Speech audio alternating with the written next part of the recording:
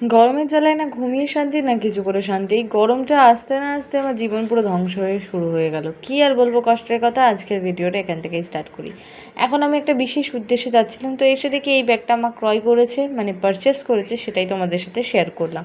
এখন আমি জল আনতে চলে যাচ্ছি। কি বলবো, বাড়ির লোক কাজ না করলে বলে যে বাড়ি থেকে বের করে দেবে, এই জন্য কাজ করতে হয়।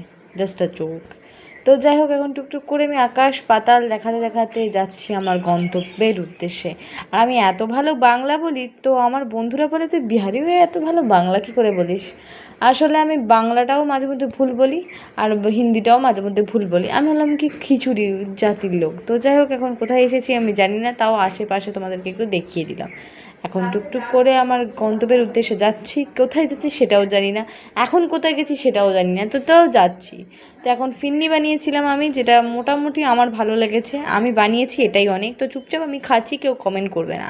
তো এই মেহেন্দিটা পারচেস করেছে আমার দিদি। তো এটা হলো কি 25 টাকা নিয়েছে, তার থেকে ভালো এটা অর্গানিক মেহেন্দি, এবং এটা 2 সপ্তাহ অবধি হাতে থাকে। কেউ যদি ক্রয় করতে চাও আমাকে কমেন্ট বক্সে মেহেন্দি লিখে দাও। টাটা।